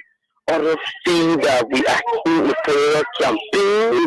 They are exercising their 2029 campaign, and they are accusing others who are responsible for the death of Frank Johnson. I just say disgusting because our leader need to see the atmosphere before going to use that political jargon somewhere. So it was wrong for Yaya to accept that on that occasion, and I appreciate the Vice President immediately to be brought in for that kind of statement. You can get the people of Nima, you want to make the government look up that because of one issue, so we should continue we should continue to allow impunity to start free. Thank you. Let's talk to another person. Good morning. Let's hear you quickly. Good morning, Yagaji. Good morning. Let's hear you. Thank you very much, Yagaji. My name is Aliyu Adikoma, met today family and call around the power Joshua. Okay, Aliyu, go ahead. And let me commend you the morning for your analysis. Yagaji, I want to thank the governor of Labua, especially the president of Labua, President Baka Toby. Yagaji, my last never seen another bury any government official than the way to bury Senator Prince Johnson in this country. So now they left, and the kind of good thing that happened, or the kind of good thing the government did, like our brother and sister, they don't want to see, and they don't want to hear, so they want to perfectly in this country, they want to politicize. Just imagine for you to tell it that give people money, taxpayer money, and give her and give Prince Johnson, honor him, and the governor of Labrador, honor him. It's my first time in my lifetime to see a Yagaji. And I become Google to the government and the media will not discuss it. They only be discussing too much more Yaya Nime. Who get time for pull too much Yaya Nime? It's like the government and see you to be the world economic plan because I get you plan with the government. Thank you. Thank you very much. Let's talk to this person. Good morning. Yeah. Good morning to Spoon FM and good morning to my loving people of the Republic of Liberia. And good morning to you, Brother Yekesi, who's still along with Chekon Pluma. Go ahead. My introduction, I'm a council adjourn this conversation from a peaceful resident this morning to be Pacific Transformer Community relatively within District Number 10, Road. Thank you very much for your topic on discussion. Very brilliant and salient discussion to be. How to relate of the barrier and the statement or the speech made by Senator of Grand Gila County, Yaya Nimlen. I think we were not to use that occasion, that podium to go and speak the political in mind because you want to speak and to say have good relationship or good interaction in the barriers. No, he tried to prove that the wickedness, that confusion went on. The deeds that he been carry on evenly against Prince Johnson, that why he came publicly to tell anybody they want to allow other people to spoil a charity. Yeah, Nime did not speak as a leader. He speaks to bring division and divided among the bodies and still the loneliness between the body and the you don't want to settle it. Thank you. Bringing system to ejaculate things to go differently. So he did Thank you. So, folks, we will take 5 more calls just before we leave here. But just before we do that, let's call some of the winners here of the radio entertainment game here. One of our winners here. Let's see if we can place a quick call to that person here this morning on the show. So keep on playing the radio entertainment game. The call remains the same. *799 hatch select number 3 for spoon and choose how to pay the playing fee of 70 cents or $100 and enter your mobile money pin to confirm the payment. Once you do that, you automatically enter the draw and you stand a chance to win 4,000 or 8,000 here this morning. Hello? Good morning. You're live on the radio. You're live on Spoon FM. Yeah. Your name, sir? Onisma, you played the radio game this morning, right? Yeah. Okay, so you are one of our lucky winners here this morning. Congratulations. Yeah, thank you. How much did you receive? How much did you receive? $4,000. 4,000. Okay, congratulations and keep playing. Thanks. Okay, so let's quickly take the 5 callers before we take a break to be back. 077771075 055510175. So you too can play the radio game by dialing the same code *799 hatch select number 3 for Spoon FM and choose how to pay the playing fee of 70 cents or $100 and you automatically enter the draw and stand a chance to win 4,000 or 8,000 here. Good morning, your name and where you join us from. Yeah, good morning, Brother Boy. Good morning, let's hear you. And let me say good morning to Chokon, Mr. Plamande. Yeah, but first I want to, you have to really be checking on the NTN line. Oh, get this thing on the line, you take 4 pack off on the orange line and see how it balance. Okay, thank you. Go ahead, sir. Yeah, remember my point quickly, my brother. And you are playing it, you are playing. And one good thing, you are the money, you are a journalist. Or informing, don't just come to the political point. But to see a warlord, the people on Nima County gave me the opportunity, as one of the callers said, to reconcile, to put the 2 countries together, to go and preach defensive politics, to divide the people more. I mean, it's so pathetic and heartbreaking. No more Nima, I said, I preach you go back. I'm not preaching you go back. Everyone can go country, you're not go. You know the most notorious criminal in this country ever if you look at the Walker Court. So you're not going yourself free. The opposite Gaiotis man that 2003 they get a government for to show a RPG bomb between the Palamu and Bomi County on our hill. You're not go. So you come there to play politics. So who you say you want to go take it and preaching down for pressure? Who the Walker Court never preaching one? Don't stop the thing in this country. We see the kind of occasion to unite this country. Some we are disabled. We're not one we are workers. Every country going for our that will be better. No, but you're damn the country. Not step for political power. Someone in the yaya. Well, let me respond for Speaker Kung. Thank you. Definitely don't mean the word about it. We're not paying for the people. Thank you, Yagasi, for the opportunity. Thank you very much. Let's talk to this person. Good morning, your name and where you join us from. Calling from District Number 4, most of our country. Yeah, let's hear you quickly. That platform was given to people to reconcile Nimbanians with the Grand Guinea, even Liberian as a whole, but some people misuse it. Thank you for the opportunity. Okay, let's take this third person. Good morning. Good morning, Brother Yagasi. Good morning, let's hear you. Yeah, I'm Morton calling from Central Virginia. Okay. Yeah, I regret the death of Senator Prince Johnson. But the way I see these Liberians were just running with this stuff, everything, we know that the statement he made was that in place. But the fact is that, brother, I've been our past leaders from implementing the World Crime Code. So the reason why all these guys are masquerading around, saying all kind of stuff, that we Liberian people, we are very grieving, we are suffered the war, by the grace of God, we are still alive, right? Okay. Thanks for calling. Let's see if we can talk to the fourth person here. Good morning. Yeah, good morning. Yeah, let's hear you. I'm calling from Obakowa. All right, go ahead. You know, I heard many calling saying that the statement was made by the Senator Yaya Mine English wrong. No. If you listen to the statement, Henry Johnson going to deal with the Senator, that she will not bring the war crime code. And I think the former excellency, just when we are here, did the same. And our current president now, when you agreed, why not the man elected as a president, then you put the war crime code?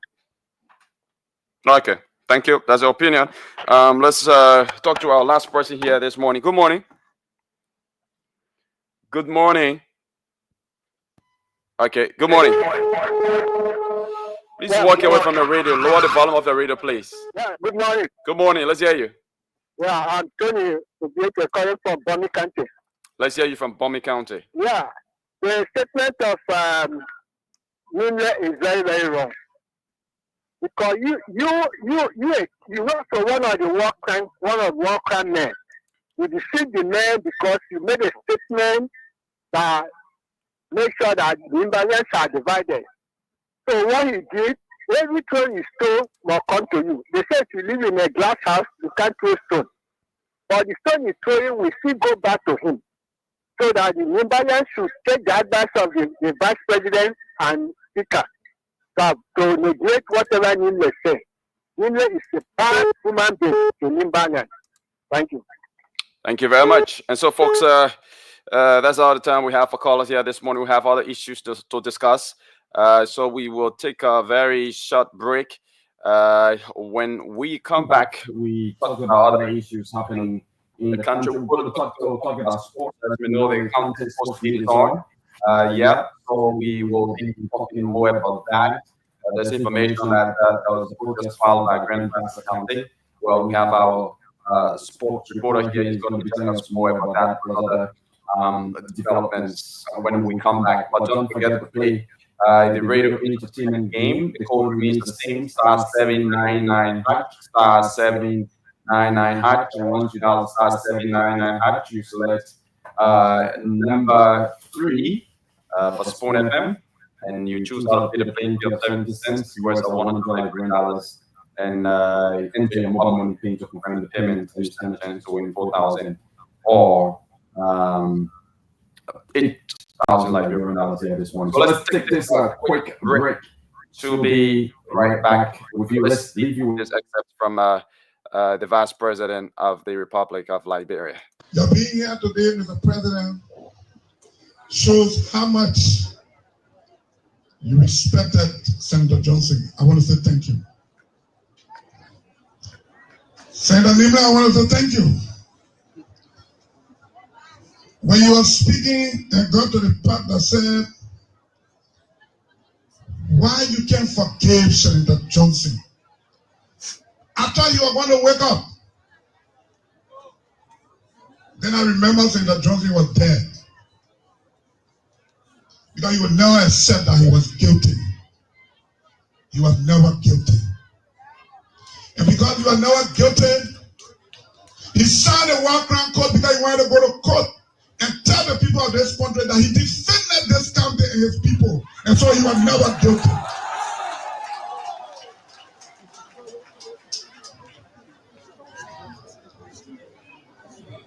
Senator, you are dead.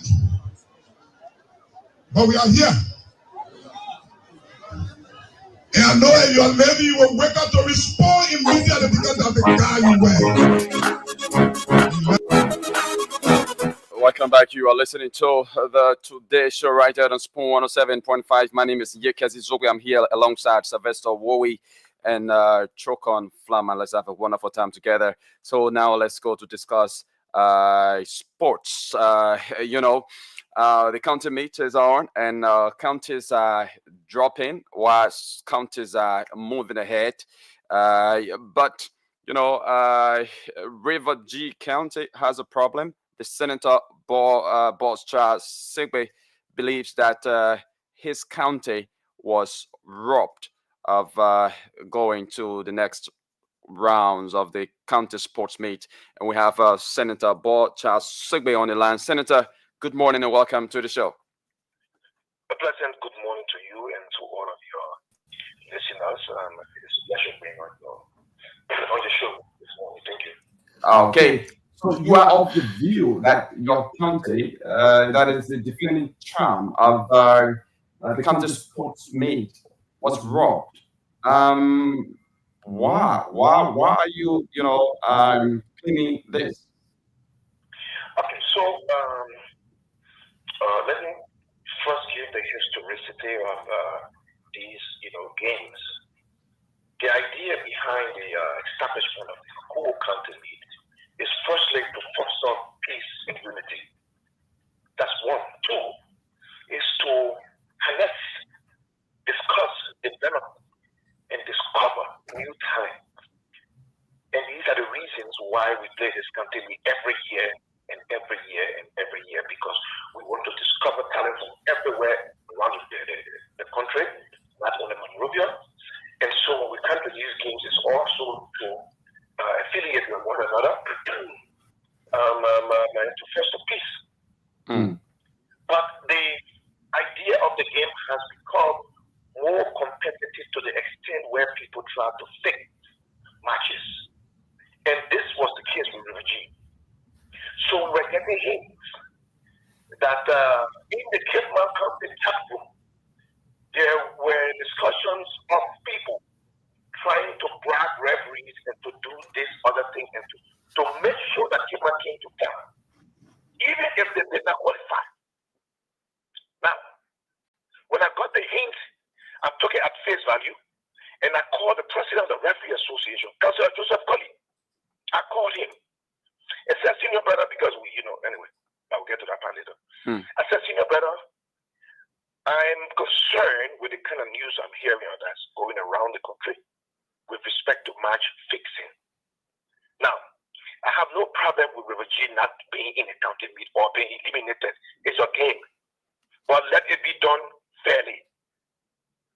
Please speak to your referees or whoever these people are that are in charge to do justice to everybody. Don't take any money from anybody. Do not fix the game." Those are my comments to Councillor Colley. He said they are falling on factor grounds and we will do the needful. I said, "Thank you." Now, we go to Cape Man. River G is playing Cape Man, and this game, River G could either draw or win to be qualified.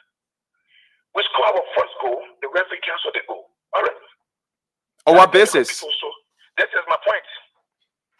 Yeah, so on what basis was the goal cancelled? And this is my point I'm giving to you. I don't know on what basis. But they are the technical people, so whatever they saw that I did not see, didn't matter. So we say, okay, we'll continue to play. We come back to play.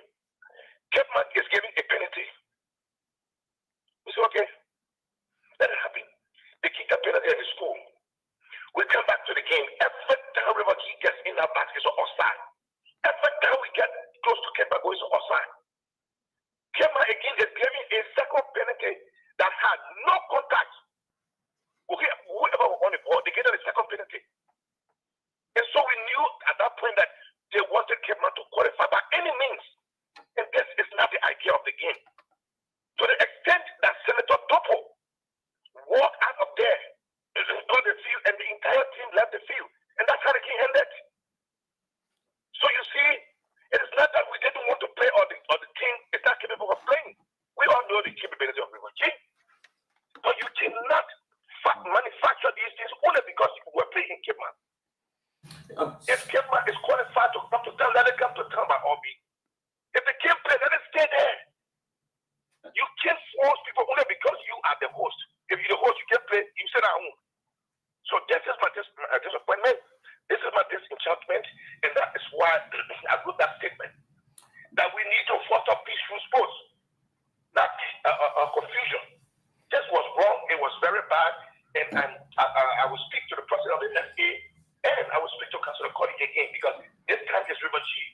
Grand G last time they meet.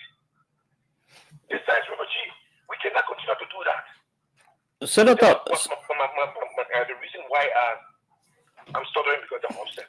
Senator, you That's why I wrote that piece, and that's why I'm speaking to you this morning. okay, Senator, you yourself being a former professional footballer, you know walking off the pitch is unprofessional. Now, Yorkside, River G County, the defending champions, have been fined by the organizer $2,000 for walking off the pitch.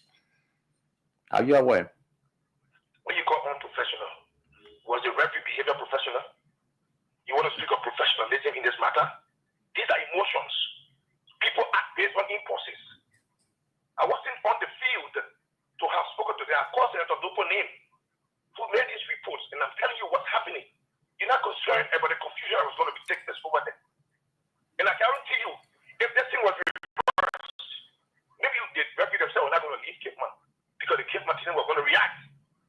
We've seen that before. So that's type of professionalism. That's not being fair. That is it. I wasn't there to advise them or to say, give them some words and say, let's just play. We can do that. But this is at the level, that's the level we are. And bad soul, bad medicine, so that the medicine they have together. And you say the poor family, when we get to that bridge, we'll cross it. Okay, Minister. Okay, Senator, I was good talking to you. Okay, but just quickly, before leaving, Senator. I mean, what's the county next plan of action? Are you planning to file a complaint? So we were, I just told you, we were speak with the FA and the Ministry of Youth and Sports. We need to change these narratives. They should not be ending like this. They should not. We saw it the other day when the Rock River Grand G, out of that victory over Nima Kante. We saw what happened. Are you filing a complaint to the FA for investigation? Boss man, you called me to find out, why I wrote what I wrote. And Okay. I'm telling you, the next course of action will be determined by us. Okay. And we'll get to at that point, we'll inform you as to what's going on. Okay. But this is the situation. Thank you, sir. Thank you, guys. Have a good day. Okay, so he's Senator Boris Charles Segbe there of River G County. He believes that River G was robbed of victory during a match between that county and Grand Cape Mount County. He said there was chats within the chat room of Grand Cape Mount County about, trying to,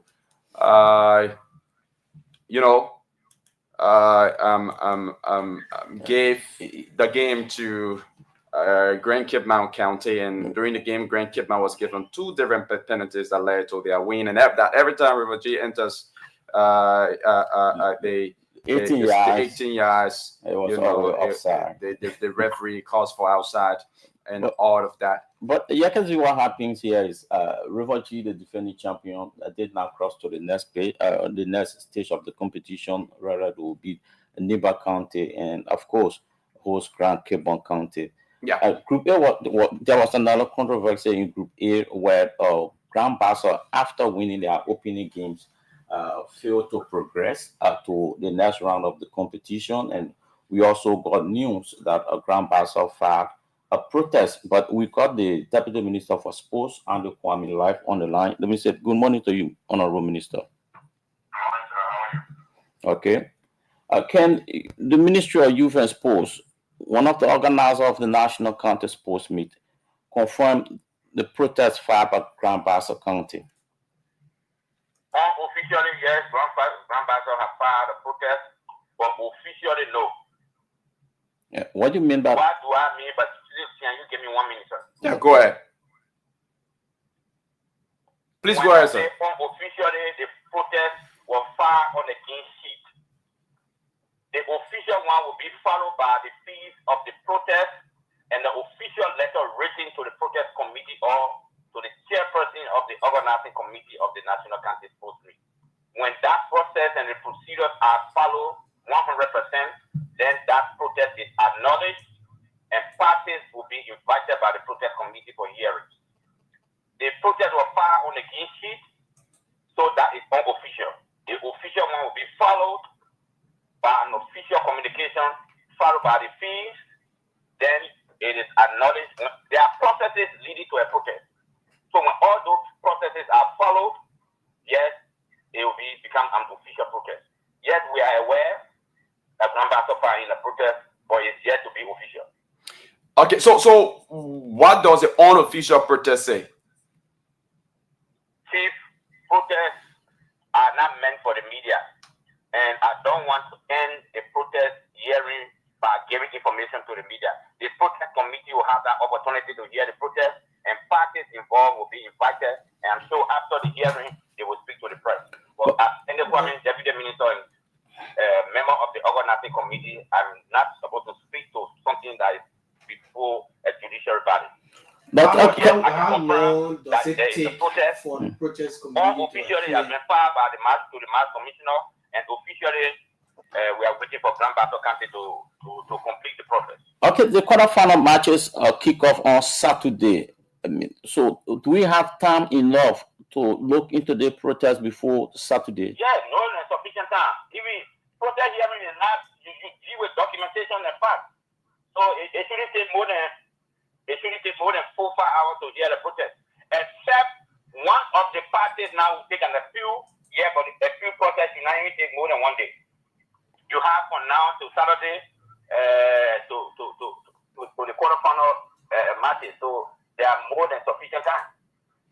Can you also confirm reports that River G County, the defending champions, have been fined the amount of $2,000 United States for walking off the pitch in Roberts Post? Yes, I can confirm that River G have been fined. There will be individuals who instigated that walkout will also be banned from all category activities for a few years. The rules are clear. You have the rules and regulations with you. You can read the provision for what it says. Last year, I can confirm to you, you know what happened to Grand Battle County.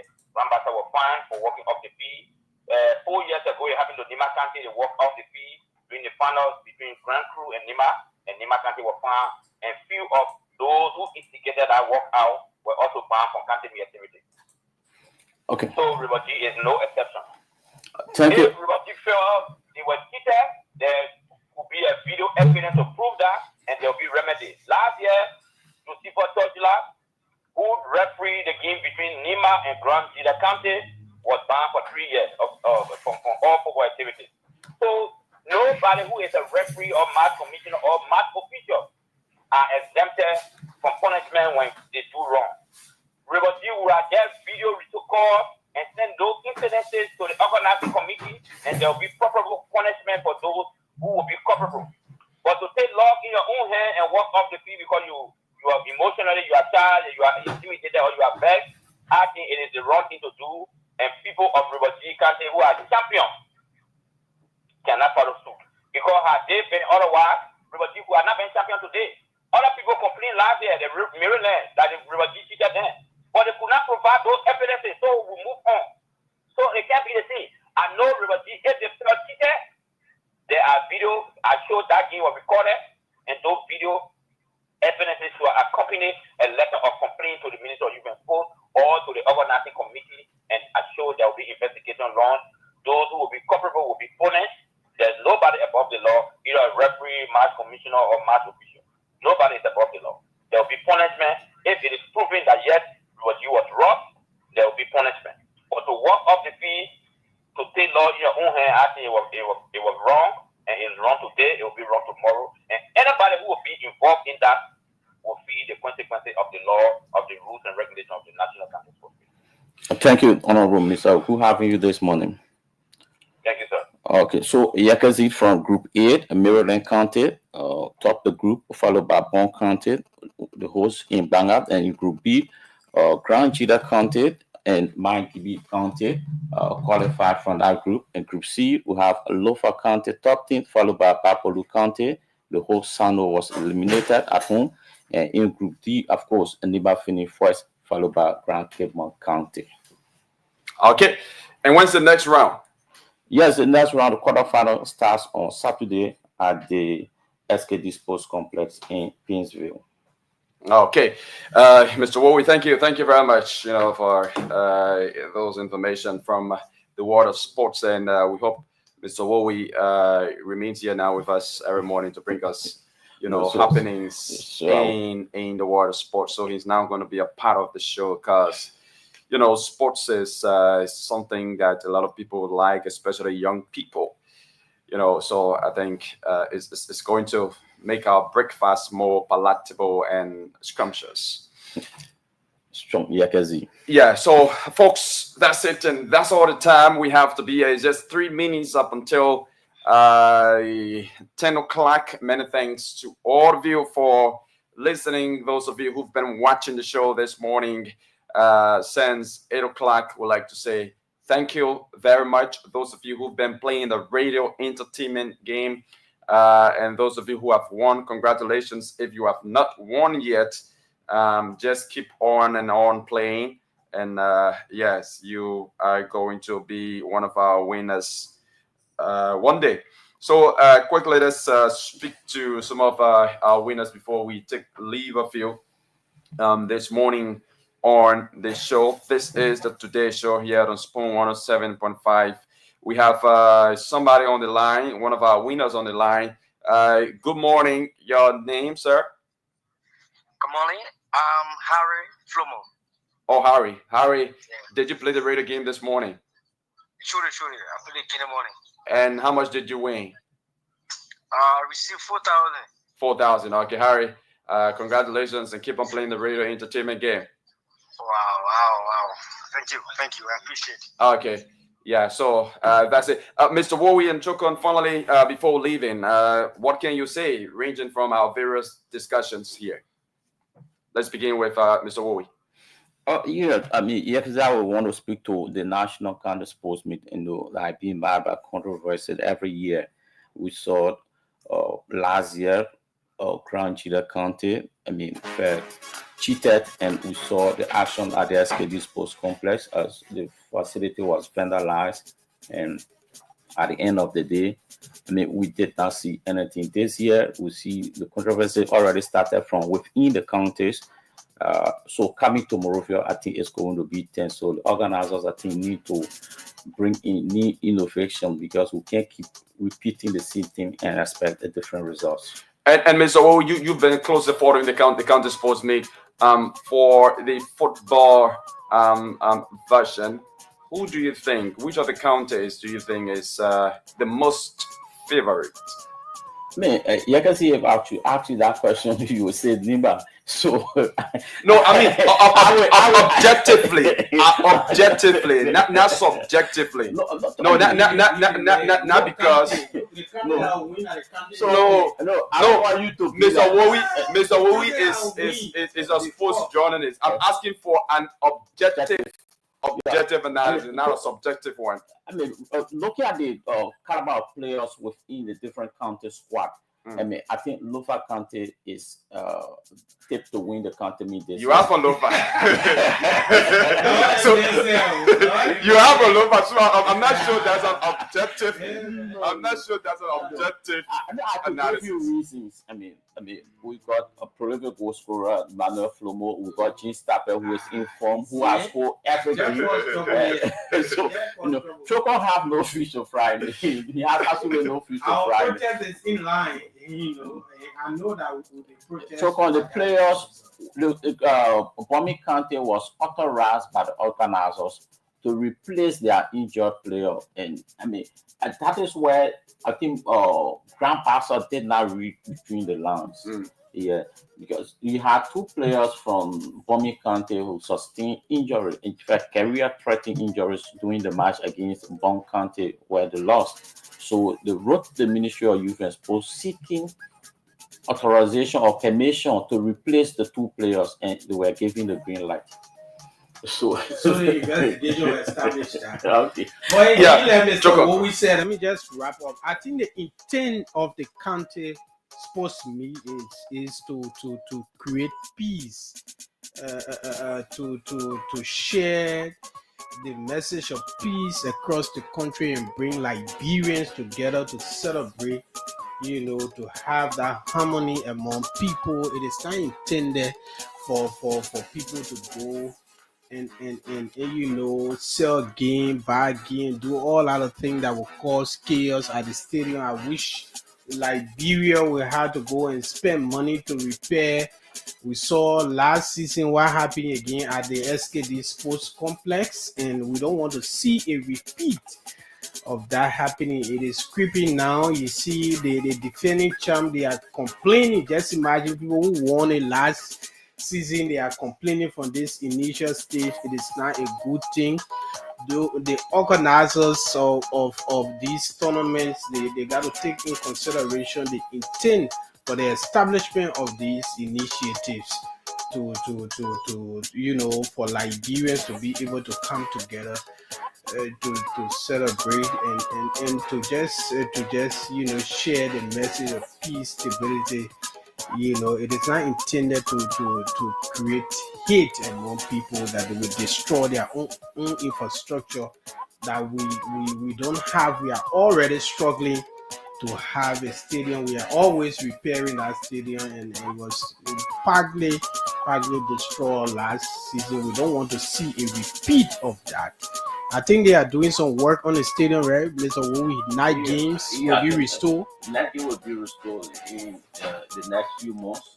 The ministry have already got a higher contractor who will be bringing in lighting system, which is approved by FIFA for night games. Okay. So folks, thank you very much. Thanks, Mr. Sylvester Wowie, and thank you.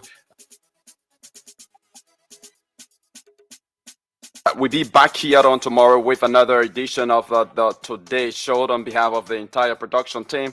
My name is Yekezi Zwobe, bidding you a pleasant goodbye. Catch us up tomorrow for another very, very intriguing and informative edition of the Spoon Morning Show. Bye-bye from my end.